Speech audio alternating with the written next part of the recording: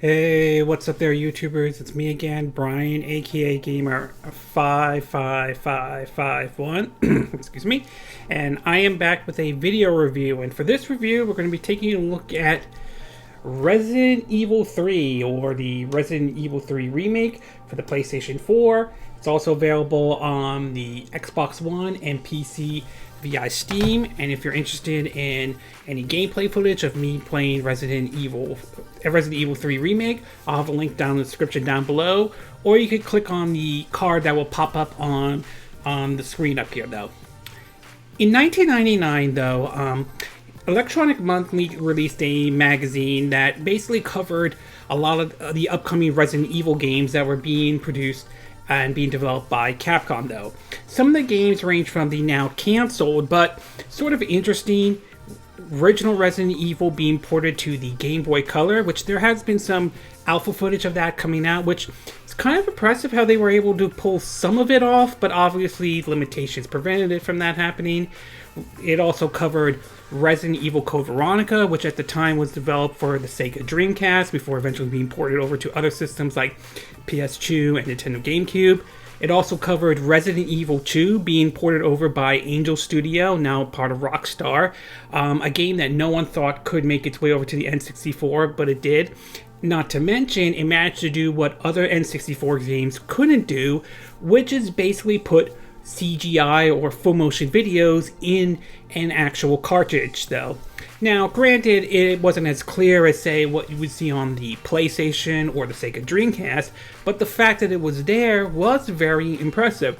But it also covered, mostly I remember this covering though, was Resident Evil 3, a brand new entry that was going to be released onto the PlayStation, the original PlayStation though, with the story taking place before Resident Evil 2 and sometime after Resident Evil 2. So it was kind of like, in a way, kind of like taking an approach similar to what Borderlands the pre-sequel was, which took place after the first Borderlands but before Borderlands 2.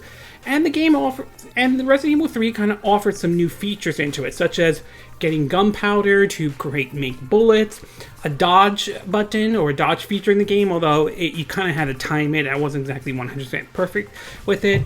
It introduced a new adversary, if I'm saying the name correctly, such as Nemesis, a more souped up or more powerful version of Tyrant that stalked you in Resident Evil 2.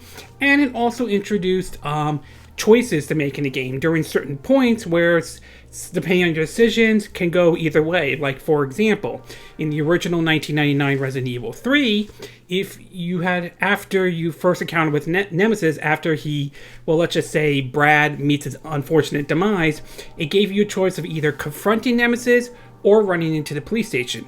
If you choose to confront Nemesis, well, you're going to have to deal with Nemesis. Obviously, you're not powerful enough at this time. But if you're quick enough, it'll give you an opportunity to grab Brad's police ID, run into the police station, and basically open up an area you need to go to in the police station. If you choose to run into the police station first, you don't have to confront Nemesis, but since you can't go back outside, you have to go through the police station, which is crawling with zombies, to basically find another police ID to open up a certain area into the police station though. So it offered those kind of choices, although there were two that were kind of important though. One was the trolley station, which depending on your decision, determined what kind of encounter you had with Nemesis, and one that actually determined what kind of ending you would get in the game. So it offered some replayability. And while that game never reached the level that Resident Evil 2 was, it was still a fun game nevertheless.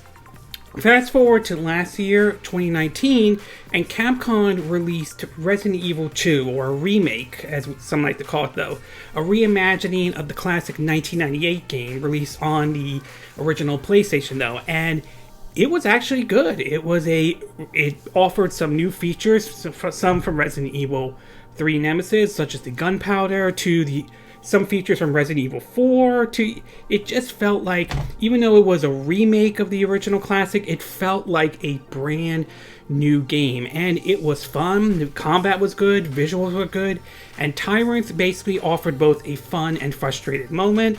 fun as you had to take a different approach. So whatever approach you had in the original Resident Evil 2, that had to be thrown out the window, but at the same time added a frustrated moment to basically, if you're doing a puzzle, you have to worry about Mr. X coming out, popping out of nowhere and sort of disrupting whatever you were doing.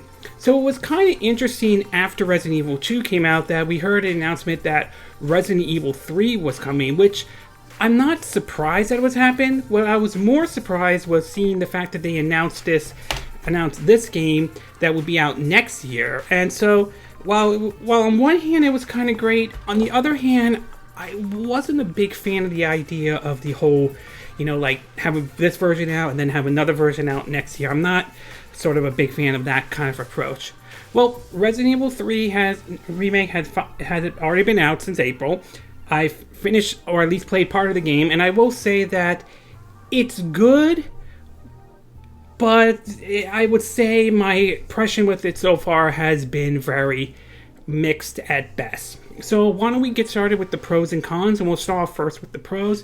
And the first one I do want to talk about is that, visually speaking, the game looks good. If you played the Resident Evil 2 remake, whether it's on the PS4, Xbox One, or PC via Steam, the visuals of the game looks nice and so forth. The character models look great and so on. So, and even playing on a base PS4, which I played it on, it still looked good and so on. So, like the Resident Evil 2 remake, visuals are still good, nevertheless.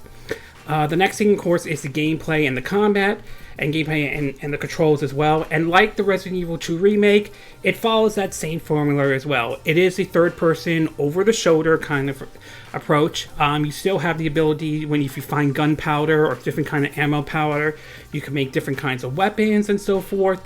And of course, you can find pouches to sort of increase how much more items you can carry, to be exact. So, controls, like the Resident Evil 2 remake, they're still solid and all that.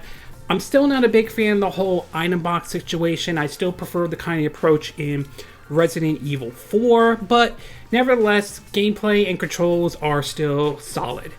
And last but not least is Nemesis. And Nemesis is certainly back, and it still follows that trademark. He is still stalking Jill with that famous stars and all that stuff.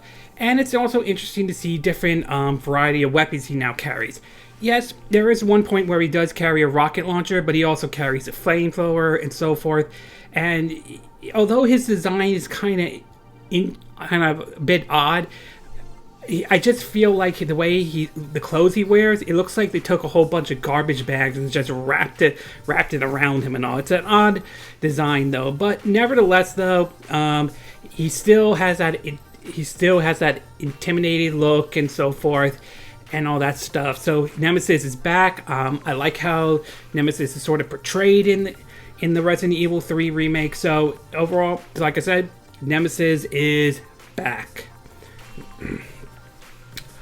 Okay, we're going to take a quick break, and when we get back, we're going to get to part 2, which are the cons. So we'll take a quick break, and we will be right back.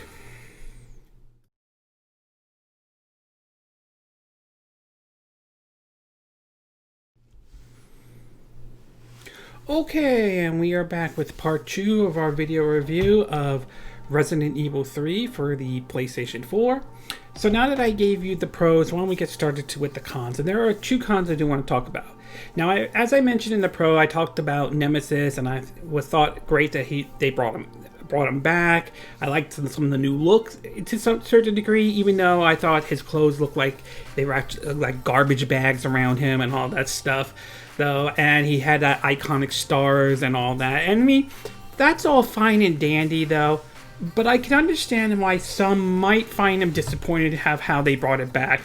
And the thing is that unlike Resident Evil 2 remake with Tyrant, which was basically an upgrade from the original 1998 Resident Evil 2, where he only appeared in Campaign B and was scripted though, this one is also scripted. I mean, he only appears when in a certain part of the game when it's, you know, like a scripted event and so forth. Some people may see that as a sign of relief for those who may have had a problem with dealing with tyrants in the Resident Evil 2 remake, but for those who are hoping them to take Nemesis to sort of like the next level and all, it will be kind of somewhat, might be disappointed with the way they brought him back. So I'm kind of mixed. On one hand, it's sort of a relief you don't have to deal with him like you did with tyrants in Resident Evil 2 remake, but at the same time, I can't help but feel they could have done more with Nemesis. And last but not least, I do want to point out is that the game is sort of pretty straightforward and all that stuff, which is all fine and dandy. I'm not completely against that, but I am a little disappointed that they didn't bring back some of the features from like the original 1999 Resident Evil 3, mainly the whole choices and so forth. Because when you had those options of choices and all that stuff, it added a little bit of replayability in a way. So it makes you want to see maybe if you made this decision, you might get a different outcome and all that stuff. You don't have that here, at least based on my time with the game. You don't really have those kind of choices and everything like that. Everything is pretty straightforward and all that stuff. And while the story's still good, having played the original one, you know what Nikolai is going to do, what's going to happen to Mikhail and all that. So it's just story's still good, but not perfect. And I am a little disappointed about some of the features, such as, you know, the choices and all are not in this one. I just feel like Capcom kind of just rush this title out. Not like rush like in like it plays horrible or anything like that, but rush it out in terms of a lack of certain features and all that stuff. I feel that they were more focused on the Resident Evil Resistance, which is the multiplayer part. I haven't tried that out yet or anything like that. So I'm a little disappointed on that part though. Overall, Resident Evil 3 remake is good, but not great. It brings back a lot of the stuff that Resident Evil 2 remake was what made that game good last year. The visuals of the game, the controls and gameplay are still awesome and all that stuff. And it's nice to see Nemesis somewhat get a fresh coat of paint, and he definitely looks intimidating and impressive and all that stuff. It just feels as though Capcom just wanted to It just feels like Capcom focused more on Resident Evil Resistance than trying to really take Resident Evil 3 to the level of what the Resident Evil 2 remake is. I mean, Resident Evil 3 remake is still a good game, but I just feel it just doesn't reach the level that the Resident Evil 2 remake does, and I'm kind of somewhat disappointed with this one. So overall, Resident Evil 3 remake is still a good game. It's by all means not terrible and all that stuff, and diehard Resident Evil fans will probably find some enjoyment out of it. It just doesn't reach the level of the Resident Evil 2 remake in any way, and that's somewhat of a disappointment to a certain degree. So I will say it's a good game, just not Resident Evil 2 remake good in any way. That being said, the Resident Evil engine is still impressive and all that stuff, and I would love to see them use that engine for, say, maybe a remake of Code Veronica. That would be nice. To even maybe bringing like Resident Evil Survivor or Gun Survivor or Resident Evil Dead Aim. Use the Unreal Engine on those and maybe like bring those games back to life. Give them a fresh coat of paint and a second chance. Hell, I wouldn't mind seeing the Resident Evil engine used in games like, why not brand new Dino Crisis or a brand new Onimusha and all that stuff. We saw how the engine was with Devil May Cry 5. I can't see how those couldn't be used for those games as well. So overall, like I said, it's a good game. It's not terrible or anything like that. It's still a good game, and there is definitely some enjoyment out of it. It just doesn't reach the height or the level that Resident Evil 2 Remake did when that was released last year. Okay, this concludes my video review of Resident Evil 3 for the PlayStation 4. And again, these are my opinion. What are yours? What are your thoughts about the Resident Evil 3 for PlayStation 4 or Xbox One or PC via Steam. Is the game enjoyable? Did you enjoy the game? Do you think it's good? Do you think it's not as good? Do you think it's as good as the Resident Evil 2 remake that was out last year? Or do you don't think it's as good as the Resident Evil 2 remake? Did you like how they handled Nemesis? Or do you think that there was so much more they could have done with Nemesis and all that stuff? Do you think they should have brought back some of the features like the choices and all from the original 1999 Resident Evil 3? Or do you think you're okay with the way Resident Evil 3 was handled and all that stuff? Just a straightforward game and so forth. Do you agree with what I said in this video? Do you disagree? Do you have a difference of opinion? As always, sound off on the comment section below. Let me know what you think. And if you like this video, I hope you hit the like button. I would appreciate it. And I hope you do subscribe to my YouTube channel. If you do, make sure you hit the bell icon for notifications of any new videos I put up. Also, feel free to share this video if you want to, and feel free to donate to my channel if you like. You could do it through PayPal me or Patreon. Links will be in the description down below. And I will see you again next time when I do another video. Hopefully that'll be soon. Until then, from Southern California, I wish you all a good day then. Bye!